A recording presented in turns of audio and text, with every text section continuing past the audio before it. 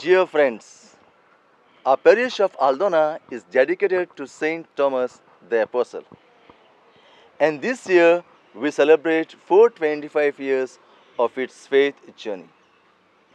Keeping this in mind, our Parish Youth is launching a video on the traditional hymn to Saint Thomas, our patron.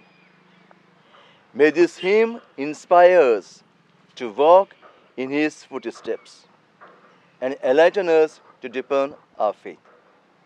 May God bless you.